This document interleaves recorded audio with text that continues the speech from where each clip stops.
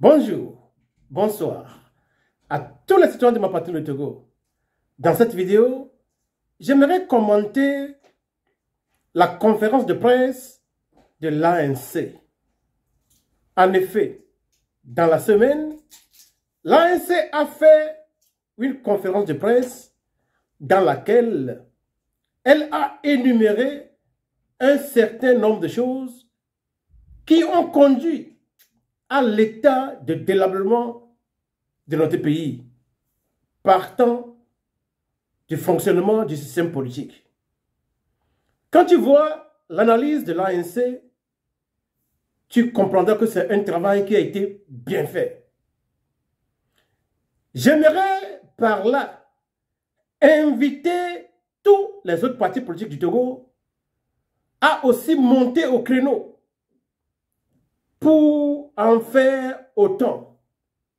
Vous savez, quand l'ANC a fini la conférence de presse, c'est-à-dire on a parlé, mais le document de base a été éparpillé. Et désormais, c'est un document qui peut être trouvé à partir des moteurs de recherche. C'est-à-dire que quoi? Quand les gens dans le monde entier veulent savoir ce qui se passe au Togo, ils vont sur les moteurs de recherche. Ils tapent le mot Togo, Togo politique, Togo économique, et les documents sortent. Et quand les gens lisent ce genre de documents, ils ont une certaine idée de ce qui se passe sur la terre de nos aïeux. Vous avez vu que dernièrement, M. Faure Gnassingbé Eyadema s'est encore impliqué dans ce qui se passe entre les pays de l'AES et la CEDEAO et la communauté internationale. Le monsieur cherche une légitimité internationale qu'il n'a pas sur le plan national, parce qu'au Togo, personne n'a jamais voté pour lui. Donc, si nous laissons M. Faure Gnassingbé seul agir de cette manière, les gens vont penser que le Togo était un pays normal. Voilà pourquoi la conférence de presse de l'ANC est venue à point nommé. J'aimerais féliciter les leaders de l'ANC pour cette conférence de presse qui a été bien faite, bien organisée, et le document de base a été éparpillé, ce qui peut être retrouvé sur les moteurs de recherche. Maintenant, cela étant dit, abordons la deuxième étape de cet acte de l'ANC. L'ANC a bien fait de décrire ce qui est et enfin de dire ce qui devait être. Maintenant, ce qui est ne nous arrange pas parce que cela a été établi par le régime EPT-UNI. Quand on voit les découpages électoraux, quand on voit la manière dont l'élection se déroule au Togo, c'est un système qui a été implanté par le RPT pour son maintien du pouvoir. Selon la science politique, depuis les débuts des années 90, les dictatures ont commencé par subir une pression internationale pour se démocratiser. Les dictateurs ont répondu à cette pression internationale en organisant des élections dont ils maintiennent le levier. Je ne sais pas si vous avez compris. Le monde entier exige la démocratisation de presque tous les pays. Puisque le Togo dépend aussi en partie de l'aide de développement, de cette fameuse aide de développement, parce que ceux qui sont à la tête de notre pays ne savent pas comment on dirige un pays. Donc, il y a une pression qui a été mise sur eux. Arrivé à un moment, ils ont dit, qu'est-ce qu'on peut faire? Ok, nous ne pouvons plus refuser les élections. Si vous le savez très bien, pendant des décennies, quand Eyadema s'est établi au pouvoir au Togo, il n'avait pas d'élection. Et donc, il n'avait pas d'élection. C'est sous la pression internationale que le système électoral a été implanté au Togo. Mais le régime a organisé ce système de telle sorte que c'est lui qui a le levier. Voilà les choses dont l'ANC a parlé dans sa conférence de presse. Si vous lisez le document de base de cette conférence de presse, vous allez voir le travail bien fait de l'ANC. Maintenant, ce n'est pas la fin. c'est là où commence même le travail. Pourquoi? Parce que comme je viens de vous le dire, les régimes autocratiques ont répondu à la pression internationale de se démocratiser en organisant des élections dont ils maintiennent les leviers.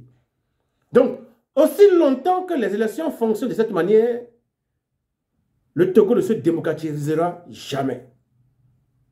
Maintenant, est-ce qu'on peut demander à un régime dictatorial de scier la branche sur laquelle il est assis? Non. Si nous restons dans les exigences seules, rien ne changera. Demain ne sera pas différent d'hier. Qu'est-ce qu'il faut faire? Il faut établir les rapports de force. Selon la science politique, lorsque l'opposition arrive à maintenir un rapport presque égal à égal avec le régime EPT uni sera obligé de négocier. Donc, l'analyse de l'ANC est un bon document, est un bon travail. Mais ce n'est pas la fin. C'est le début d'un travail. L'objectif de ce travail est d'arriver à créer un rapport de force. Maintenant, ce qui est clair est que aucun parti politique au Togo à lui seul ne peut créer un rapport de force égal à égal avec le régime EPT uni. Qu'est-ce qu'il faut faire maintenant? C'est là où le véritable travail politique doit commencer. C'est-à-dire que il faut l'ANC, la DMK, la DMP, ADI et tous les autres. Ils doivent se retrouver autour d'une table pour se poser la question de savoir comment est-ce que nous pouvons établir un rapport de force en notre faveur pour forcer le régime EPT uni à opérer des changements à notre profit. Quand ces partis se mettent ensemble, ils vont établir un calendrier. Ils vont créer un tableau dans lequel sera écrit acte numéro 1, X, acte numéro 2, Y, acte numéro 3, Z. Résultat, établissement de rapport de force. À partir de ce document maintenant, le travail va commencer. Mais jusqu'à présent, ce que nous avons vu est qu'au lieu de travailler pour la nation, les gens pensent que il faut considérer ses émotions et ses sentiments. Quand tu es adulte et que ton comportement est exclusivement guidé par l'émotion, par les sentiments, c'est que tu as la régression. C'est un thème psychologique pour définir, pour dépeindre ce qui se passe dans l'appareil psychique des gens qui sont grands, âgés, mais dont le comportement révèle la nature d'un enfant de 2 ans, de 3 ans. Malheureusement, c'est ce que l'opposition togolaise a démonté jusqu'à présent. Je ne suis pas obligé d'aimer Agbeyo Memesankodjo. Je ne suis pas obligé d'aimer Jean-Pierre Fabre. Je ne suis pas obligé d'aimer Gogué. Je ne suis pas obligé d'aimer Apevon. Mais quand il s'agit du sort de la nation togolaise, je suis obligé de me mettre ensemble avec tous ces gens pour créer un rapport de force qui sera à la faveur, au profit du peuple togolais, afin que nous puissions mettre fin à ce régime. Quand Eyadema était venu au pouvoir, les Togolais avaient dormi. Nous avons dansé l'animation pour Gnassingbé Eyadema pendant des décennies. Et quand nous nous sommes finalement réveillés, c'était trop tard. M. Faure Gnassingbé a passé 18 ans à la tête du Togo à ne rien foutre pour notre peuple. Désormais, il est en train de se vendre sur le plan international. Si nous ne continuons pas à dormir et qu'il s'assied totalement, vous allez voir ce que vous n'avez jamais vu sur la terre. Et donc, à l'heure où nous sommes, nous sommes obligés de dépasser le niveau des sentiments et des émotions pour aller dans la rationalité. La rationalité dans le but, comme le dit souvent Folie Betepodar. En allemand, on parle de Zweck-Rationalität du sociologue allemand Max Weber. Il y a 4 formes de rationalité. Donc, cette forme de rationalité dont je parle, en allemand, s'appelle Zweck-Rationalität. Zweck-Rationalität. La rationalité dans l'objectif. Qu'est-ce que nous voulons? Nous voulons établir un rapport de force qui va obliger le régime FPT-UNI à opérer les réformes dont nous avons besoin afin que nous puissions lui arracher le pouvoir. Quand je me mets une telle chose dans la tête, que j'aime Jean-Pierre Fabre, Agboé Mensah Kodjo, à Pévon, Gogué ou pas, je sais que je dois me mettre ensemble avec eux pour faire un tel travail, pour le bonheur de mon peuple. Aucun sacrifice ne devrait être tout grand quand il s'agit de la recherche du bonheur de notre peuple.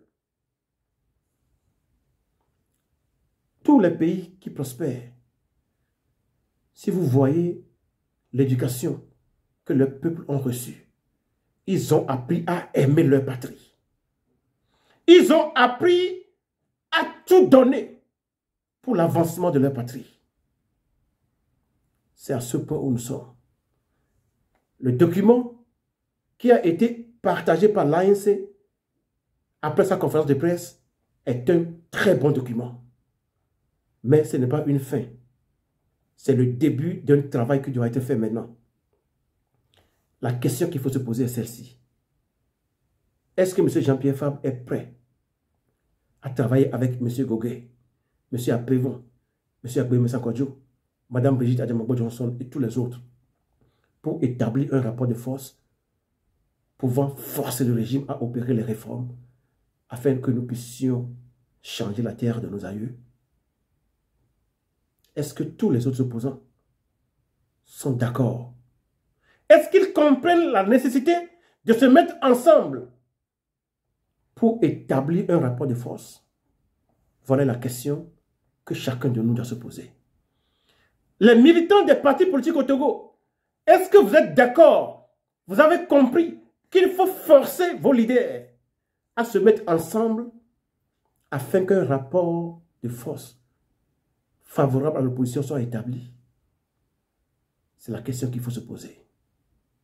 Que personne ne vienne me dire que hier, Agboyoume a fait cela, et l'autre jour, Aimé Gogué a fait cela, et Apévon a fait ceci, Jean-Pierre Fabre a fait cela. Oui, dans le passé, personne, aucun d'entre eux n'a fait ce que le peuple exigeait. Si c'était le cas, notre pays serait longtemps en démocratie. Mais si nous voulons arriver au moment où nous devons établir le rapport de force qui va forcer le régime à opérer les changements afin que l'élection ait un sens, tout le monde doit se retrouver autour d'une table. Et ce travail doit être modéré par quelqu'un qui est expérimenté dans cette affaire. Si nous mettons nos petites forces ensemble, nous allons dégager le régime FPT-UNI plus vite que nous le pensons. Ce régime est en décadence. Ce régime est en train de chuter. C'est l'heure où il faut mettre fin à cela. Citoyens togolais,